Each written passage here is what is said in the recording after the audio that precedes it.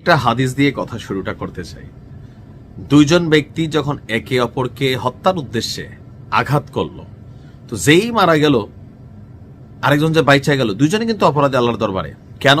কারণ আপনি আমারে ঘাই দিয়েছেন, আমার উপরে লাগছে অথবা লাগানে আমি বাইচা গেছে, আর আমি দিছি আপনি মরে গেছেন। উদ্দেশ্য কিন্তু ছিল কি? একদম ফাড়াই ফেলবো, বড়াই ফেলবো, মাইরা ফেলবো। তার মানে আপনিও মেন্টালি একজন মানুষকে মাইরা ফেলার উদ্দেশ্যে আঘাত করছেন। দেখেন, নির্বাচনের আর মাত্র অল্প কয়েকদিন বাকি, কিন্তু সারা দেশে যে পরিস্থিতি তৈরি হচ্ছে, সেখানে ডক্টর ইউনূস সরকারের পক্ষে আইন শৃঙ্খলা পরিস্থিতিকে মেনটেন করা অথবা যারা অপরাধী তাদের বিরুদ্ধে শক্তিশালী কোনো ব্যবস্থা নেওয়া আসলে সম্ভব না। জামাতের একজন বড় নেতা, আপনার জামাতের যে বড় নেতা, গতকালকে শেরপুরে আমরা দেখলাম, শেরপুরের ঝিনাইগাতি উপজেলায় নির্বাচনী ইশতেহার ঘোষণা অনুষ্ঠানকে কেন্দ্র করে জামাত এবং বিএনপির নেতার কর্মীদের মধ্যে যেইভাবে চেয়ার ভাঙ্গা ভাঙ্গি, দৌড়া দৌড়ি, পিটাপিটি হয়েছে, সবাই ভিডিওটা দেখছেন না? আমার কাছে মনে হয়েছে যে মাত্র তো শুরু, অনেক কিছু বাকি গুরু। গতকালকে ঠিক একদিনেই বাংলাদেশের বিভিন্ন জায়গায় হাত পাখার নারীদের সাথে জামাতের নারীদের, না জানি হাত পাখার নারীদেরকে আপনার মারছে হচ্ছে জামাতের নেতারা, আবার জামাতের মহিলা প্রার্থীকে মারছে কারা নাকি কারা। বিএনপির সাথে জামাতের সংঘর্ষ বেশ কিছু জায়গায় হয়েছে, অনেকে আহত হয়েছে, আর সর্বশেষ মারা গেছে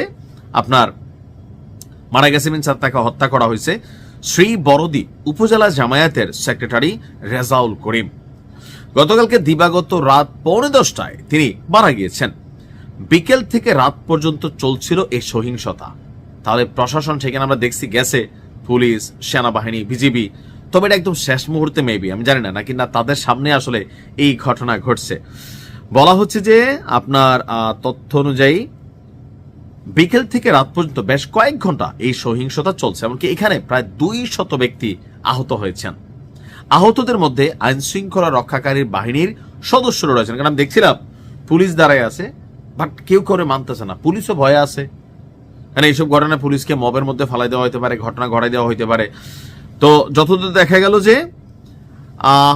মোটর সাইকেলও পোড়াই দেওয়া হয়েছে, 2 সাংবাদিক সহ কয়েকজন গণমাধ্যম কর্মীও আহত হয়েছেন।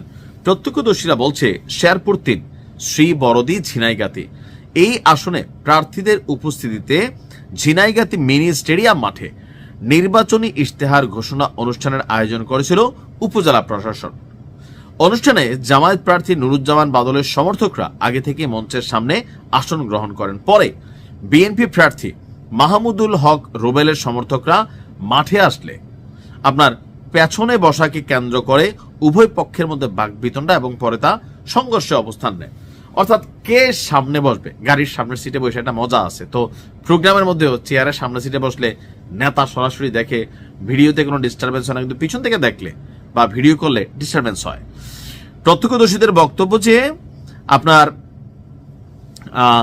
প্রথম দফায় সংঘর্ষের পর সন্ধ্যার দিকে জামাত প্রার্থী তার সমর্থকদের নিয়ে স্টেডিয়াম এলাকা থেকে বাজারের দিকে যেতে চাইলে আইন শৃঙ্খলা বাহিনী বাধা দেয়। বাধা অতিক্রমের চেষ্টা করলে দ্বিতীয় দফায় আরো বড় ধরনের সংঘর্ষ শুরু হয়। সন্ধ্যা 6টা থেকে রাত 8টা পর্যন্ত থেমে থেমে সংঘর্ষ চলে। আহতদের ঝিনাইগাতি উপজেলার স্বাস্থ্য কমপ্লেক্স এবং শেরপুর হাসপাতালে পাঠানো হয়েছে। আর এই সংঘর্ষে গুরুতর আহত শ্রীবরদী উপজেলা জামায়াতের সেক্রেটারি, তিনি রাত 10:15টার দিকে ময়মনসিংহ মেডিকেল কলেজ হাসপাতালে শেষ নিঃশ্বাস ত্যাগ করেন। আর এ নিয়ে পুরো বাংলাদেশ জুড়ে গতকালকে দেখছি যে ডাকসুতে বিক্ষোভ হয়েছে, বিভিন্ন জায়গায় ফেসবুকে গরম। দেখো, বিএনপি জামাতের প্রথম উইকেট ফালাই দিল। এখানে আসলে যেই সিস্টেমটা ছিল, এই সিস্টেমের মধ্যে আমি দেখছি ঘটনাটা কে যে কারে সবাই মারার উদ্দেশ্যে কিন্তু বাড়ি দিচ্ছিল। ভাগ্য ভালো যে একজন মারা গেছে, বাকিরা মারা যায়নি, তবে আহত হয়েছে 200-র কাছাকাছি। এখন এগুলো থেকে আসলে বের হওয়া দরকার। এই যে ঢাকা 8-এ নাসিরউদ্দিন পাটোয়ারি প্রতিদিন যাবে মির্জা আব্বাসকে গুতা, একদিন যদি ঠিকই এলো খেপা যায়, তাহলে নগদে দেখবেন সেখানে আরেকটা ঘটনা ঘটবে, অথবা নেতা কর্মীদের যেভাবে তিনি শান্ত করে রাখছেন। তো সবকিছু মিলিয়ে জামাত এবং বিএনপির মধ্যে যে সকল সংঘর্ষ হচ্ছে, তা জামাতের জন্য কল্যাণকর না, আর বিএনপির জন্য তো মোটেই না। তবে জামাতকে অনেকে যারা দুর্বল ভাবেন, তাদের জ্ঞাতার্থে বলছি, জামাত কিন্তু এখন বদলাই গেছে আগের মতন আগিলা দিন নাইরে নাতি খাবলায়া খাবলায়া চিনি খাইতে। সো জামাত ভাইব দিচ্ছে, রিয়াকশন দিচ্ছে, এমনকি প্রয়োজনে মাঠে লাঠিও হাতে তুলে নিচ্ছে, অন্যান্য মেশিনারিজও নিচ্ছে। তো সবকিছু মিলিয়ে আমার কাছে মনে হয় নির্বাচনের আগে এটা বিচ্ছিন্ন ঘটনা যদিও এতে এই ঘটনাগুলো আর কন্টিনিউ ঘটতে থাকবে। সরকারের সরকার যাবে, রাজার ছেলে রাজা হবে, মন্ত্রীর ছেলে মন্ত্রী হবে। আমরা যারা নতুন করে ক্ষমতা চিন্তা করি, অবশ্যই একটা হার্ডেস্ট লেভেলের এখানে পরিশ্রম করতে হবে। অনেক কিছু ঘটতে পারে, সবাইকে সাবধান থাকতে হবে আর একটু ধৈর্যটা ধরতে হবে। ভালো থাকুন, আসসালামু আলাইকুম।